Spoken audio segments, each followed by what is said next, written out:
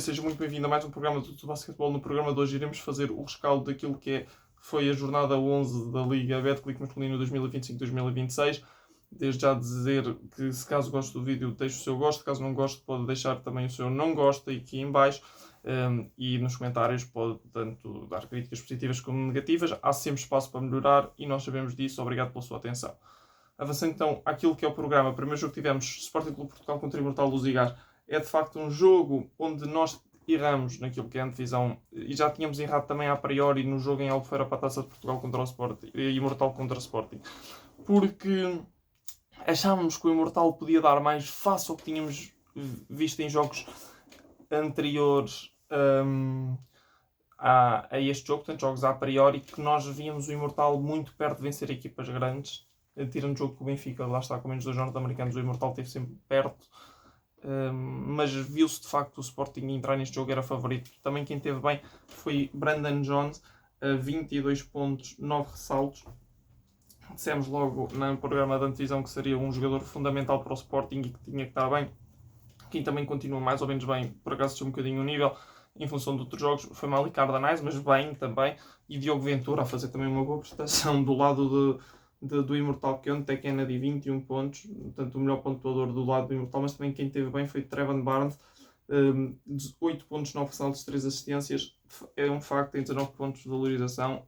Eu já vi Trevon Barnes a fazer mais, sinto que ainda falta um bocadinho de tarde Trevon Barnes, não é que tenha sido um mau jogo, o que é facto é que do que víamos há 2 temporadas, parece que ainda tem espaço para crescer e tem de certeza, e terá 11 jogos para o fazer, e contanto também que o Imortal será, nós acreditamos, eventualmente uma das equipas candidatas ou sérias candidatas a atingir um lugar de playoffs, e até terá mais que 11 jogos.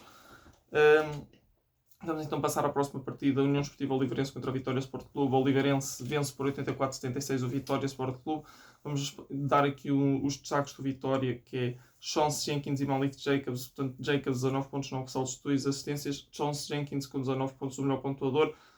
Só dizer aqui outro parâmetro, que foi também a eficácia de 3 pontos do Vitória, que foi muito baixinha, 9%, e daí também se calhar este resultado, porque foi uma equipa que jogou bem, fez bem os seus processos.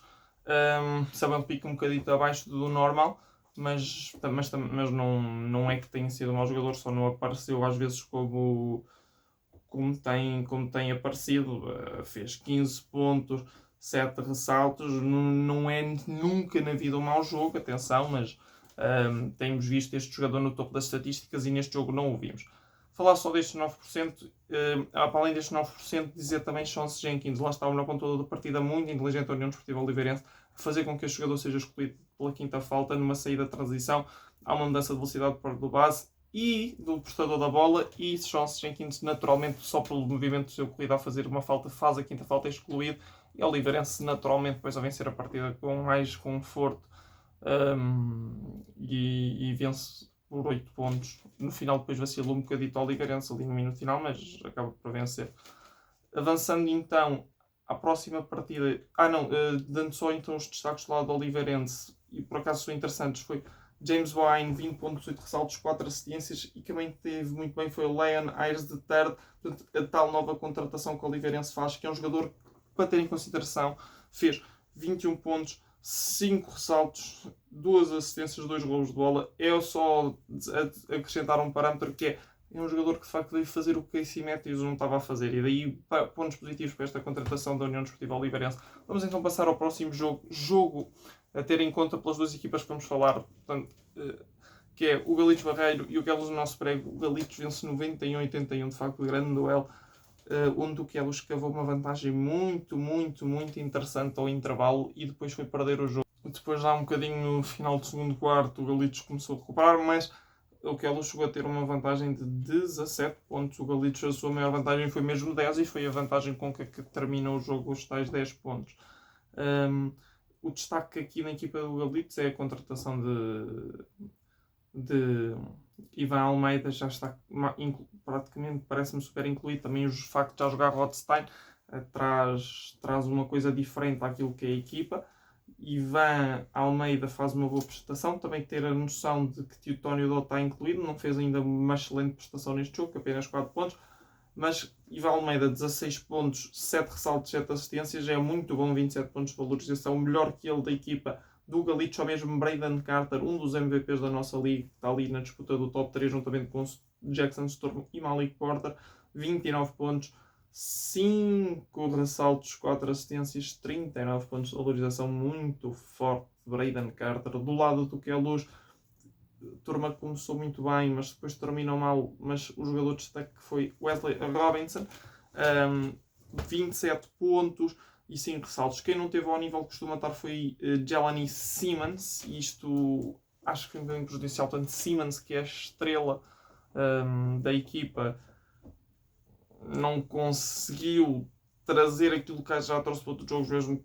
Ninguém pode dizer que ele fez um mau jogo, lá está, é daqueles jogadores que é raro fazer um jogo que se possa dizer mau, mas 15 pontos, 6 ressaltos, 5 assistências, falta ali qualquer coisinha que já nos habituamos que Simmons traz, não o trouxe.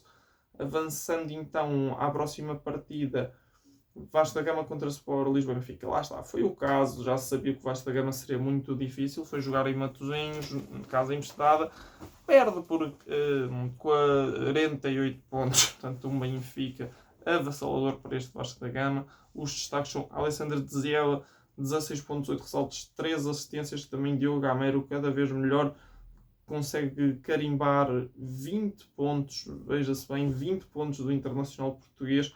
Contra este Vasco da Gama ainda somou 5 ressaltos e 4 assistências, portanto uma excelente prestação. Do Vasco da Gama, quem teve bem foi Ruben Nobre, de facto foi ele quem tentou rumar logo de início contra a Maré Benfiquista e ao início parecia estar a conseguir.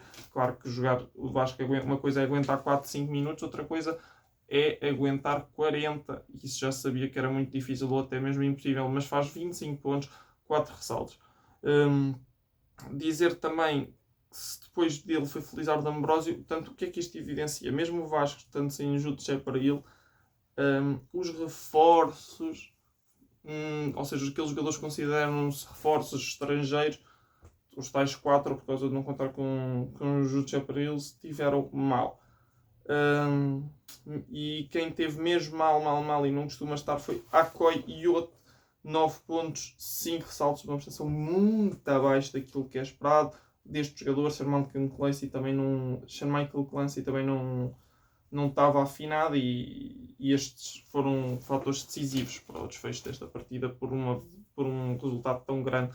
Quando se joga contra o Benfica e os estrangeiros não estão a um bom nível, não adianta muito ter os nacionais a bom nível. É como quando uma equipa joga contra o Benfica, se só tiver estrangeiros a bom nível e nacionais a mau nível, perde também. Portanto, não... Aqui, lá está. O Vasco perde por uma data de fatores que vão ter que ser corrigidos agora nesta segunda metade da temporada.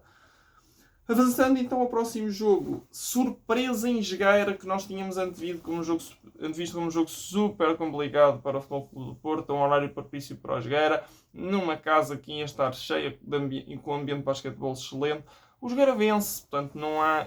Ou seja, surpresa é só para quem não sabia o que é que eram estas duas equipas, e esta surpresa deve-se para mim a um erro crasso de Fernando Sá, que é o jogador que fica de fora, o jogador estrangeiro que fica de fora, que nós falámos que ia ser extremamente importante para este jogo no programa de antevisão. Quem é que Fernando Sá ia deixar de fora? Quem foi? Javian Davis. Portanto, é uma má escolha, porque, a não ser se o jogador estiver lesionado, e aí não estará cá quem falou, mas é uma má escolha porque o Jogueira tem 6 americanos no plantel, um deles não está inscrito, já teve 6 quando tem a lateral Rio, depois saiu. É uma má escolha porque o Jogueira a nível interior tem Natambi Lamu e Tangarita. Consegue jogar com Boltong também, mas joga mais fora, portanto é uma equipa muito alta. Malik Porter também tem 3 postos mais puros. A jogar para 4 e 5 temos Malik Porter e Garita, e a 4 que dá para jogar bem a 4, Natambi Lamu. E também Boltong, que joga a 3, mas se for preciso joga de costas para o cesto. Não tem feito porque é uma equipa muito alta e porque não é o seu forte. Não tem mobilidade para isso. A nível de controle de bola. É o que parece. Posso estar errado, mas é o que parece do que já vimos do jogador até agora. E este erro é um erro crasso porque tira um poste numa equipa que tem vantagens no interior. E onde é que a equipa acaba vantagens? No interior.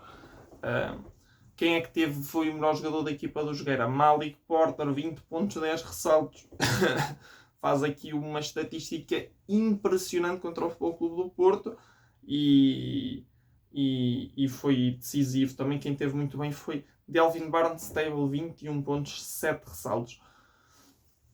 Antes também de falar nisto sobre o Porto, só dizer que a equipa do Porto começou bem. E uma das coisas que fez com que o Porto começasse bem não foi o Porto estar a praticar um bom basquete, foi sim a ineficiência do jogar a defender ressalto ofensivo. E isso depois, ao intervalo, deixou de acontecer deixou de acontecer tanto como tinha acontecido até então, e o Porto acaba por perder o jogo. Surpresa só para quem não anda a ver a realidade destas duas equipas. Do lado do Porto, quem esteve bem foi Gonçalo Delgado, 17 pontos, 15 ressaltos. Lá está. O Porto, se não tinha sido Gonçalo Delgado, ainda tinha perdido por mais. Não haveria dúvida nenhuma. Aquela força interior do Jogueira não é para ser deixada com um jogador de reforço. Não é para se deixar um jogador de reforço no banco. Isso é a opinião da equipa do basquetebol. Um erro crasso que faz com que o Porto acabe por perder. Não quer dizer que se tivesse ido com Javin Davis não perderia. Avançando então à próxima partida. Sporting Clube Braga contra a Associação Desportiva Alvarense. É um jogo que fica 74-86. É engraçado que o Alvarense vai para intervalo com uma vantagem de quase 20 pontos, portanto 17 pontos de vantagem.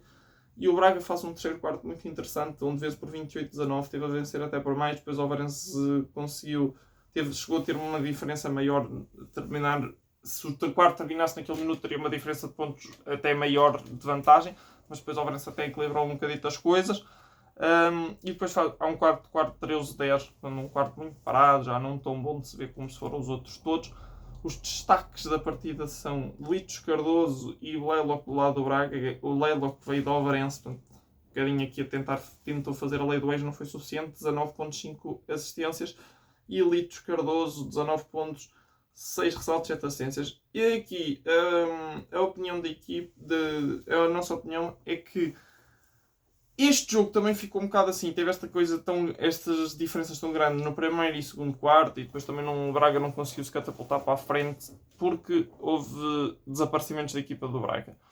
E o que não existiu neste jogo, quando o Braga ganhou o Alvarense, existiu foi Ricardo Monteiro nos triplos. Portanto, muito bem, Ricardo Monteiro deu de facto uma vitória surpreendente do Braga contra o Alvarense para a Taça dos Santos, em Ovar. E também, quem não esteve bem, que se tivesse seria um problema, dada a ausência de Jackson Storm do Alvarense, foi Saidoglu Santos, ou seja, Mike Fofana. Então o Alvarense acaba por vencer o melhor jogador da equipa do Alvarense, Sheldon Jenkins, 25.6 ressaltos, um gol de bola, de facto, a voltar às estatísticas que já tinha trazido há 2 temporadas, quando também jogou nesta mesma Alvarense. Muito obrigado pela sua atenção, este foi o programa de hoje.